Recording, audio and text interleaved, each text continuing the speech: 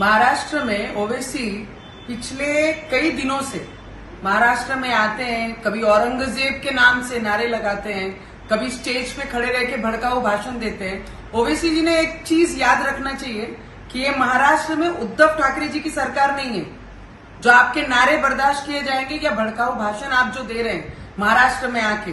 मुझे लगता है ओवैसी ने अपने लिमिट में रहना चाहिए, वो लिमिट क्रॉस नहीं करनी चाहिए, क्योंकि ये महाराष्ट्र में छत्रपति शिवाजी महाराज के विचार चलते हैं। ओवैसी के भड़काऊ भाषण और औरंगजेब के नारे नहीं चलेंगे, ये याद रखना चाहिए और उसके बाद महाराष्ट्र में आने की उन्होंने ताकत रखनी चाहिए।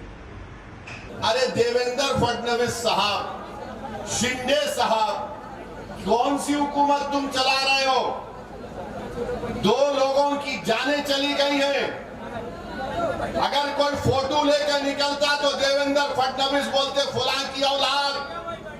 देवेंद्र फडणवीस साहब, शिंदे साहब, ये महाराष्ट्र में तुम हुकूमत कर रहे या क्या कर रहे तुम लोग? 10 दिन के अंदर 2 लोगों को गाड़ी से उतार कर पीट कर उनकी जान ले ली गई और तुम्हारी सरकार बेहोश सो रही है। फोटो उठाए तो तुम हरकत में आते। अरे फोटो की अहमियत है या इंसान की जान की कीमतें बताओ।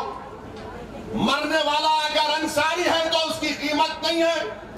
भारत के प्रधानमंत्री मोदी बोलते पसमानदा मुसलमान, अरे ये दोनों अंसारी हैं। मरने वाला इंसान है मगर उसका नाम अंसारी है, तो ना शिंदे की जबान खुलती, ना फडणवीस की जबान खुलती, ना शरद पवार की जबान खुलती, किसी की जबान नहीं खुलती। खुलती कब है? जब चुनाव आ जाते हैं। मेरे अजीज दोस्तों और बुजुर्गों, हम कंडेम करते हैं ये 2 बच्चों का जो कत्ल हुआ है, लुकमान सुलेमान अंसारी का और अफान अब्दुल माजिद अंसारी का, घोटी इज्जतपुरा में। और नासिक की पुलिस तो माशाल्लाह,